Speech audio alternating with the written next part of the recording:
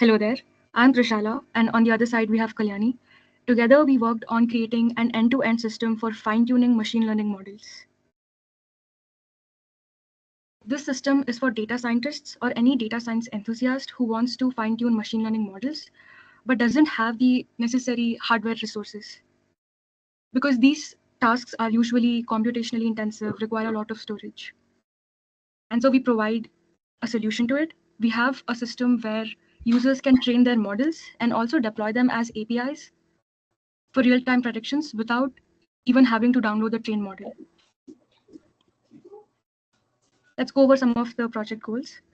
So a project or a system allows the users to upload datasets for training, set model parameters for model training. They can train their models on a virtual machine, which is backed by GPUs. After the training is completed, the users can access some of the metrics related to the model. And if they like it, then they can either choose to download it or also activate an API, which they can use to make real-time predictions.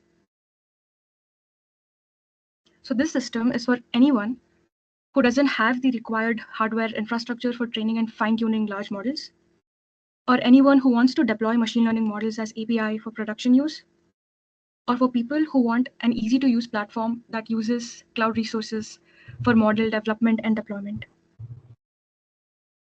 Let's go over the software and hardware components. Starting with software, we have used Streamlit for our user interface, and the whole system has been hosted on GCP, where we are creating a virtual machine and also using the cloud storage, Cloud SQL, and finally using a REST API to be able to use the model.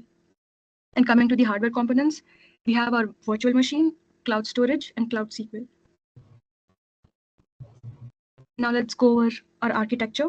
The user first interacts with the user interface where they have to upload their dataset, and they can choose to set some of the model training parameters.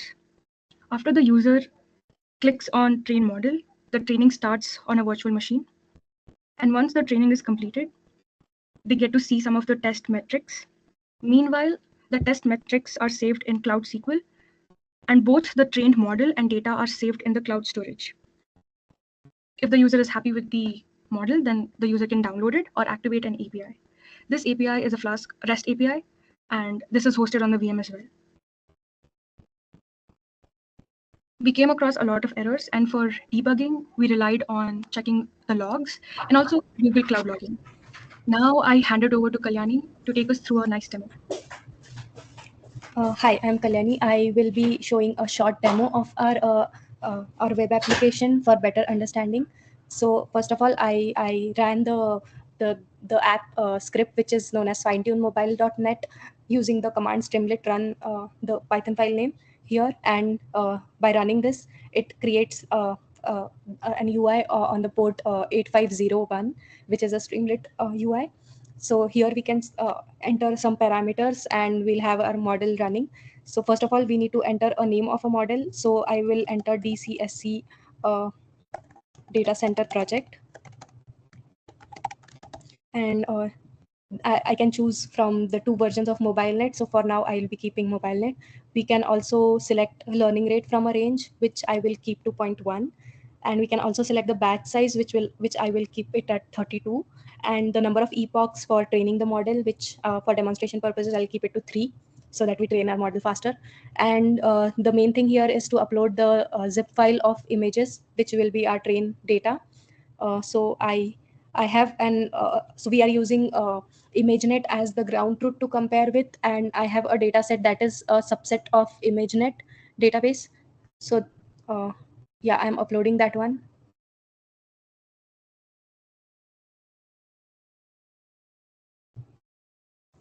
And as you can see that it has extracted the images from the dataset. Now I will hit the train model button.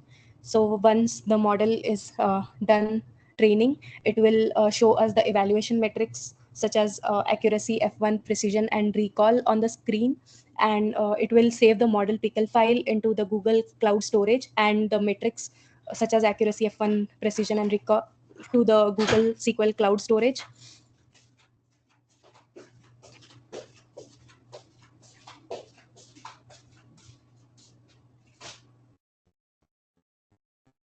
So yeah, as we can see, the model metrics have been saved to the database, and the model file have been saved to the Google Cloud Storage. So to verify this, we will refresh here. And as we can see, we have the data center project pickle file over here. And we will also see if the metrics were uploaded to the database. So I will select, I have created a table known as model metrics over here. And yeah, I'm selecting basically everything from that. So as we can see that it has uploaded the metrics to this database.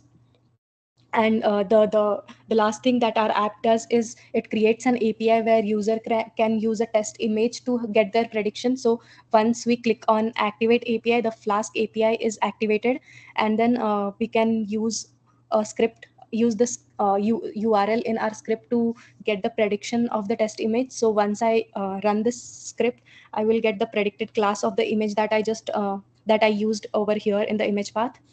So yeah, this is all about our application. This is how it runs. Okay.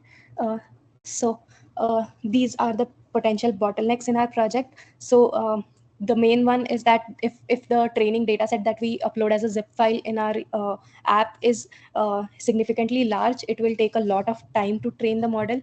And then the API, the Flask API that we have created, if there are multiple users trying to access the API at the same time or simultaneously, the performance of that will definitely degrade. And once we use the app, once the app is used multiple times, the Google Cloud Storage and Google Cloud SQL database will also face some performance degradation because of the heavy load. And so the future enhancements that we could do in our project is, the first of all, we can implement an authentication process for secure access to file downloads, so that other users are not able to see our file. And we can also implement message queues so that multiple users can access the app and run models and get real time updates. And we can also scale the model to have support data other than images, such as text or audio. And we can also have the models other than mobilenet, that we are just currently using the two versions of mobilenet, but we have a lot of pre-trained model options that we can implement in our web application. That's it for our project. Thank you.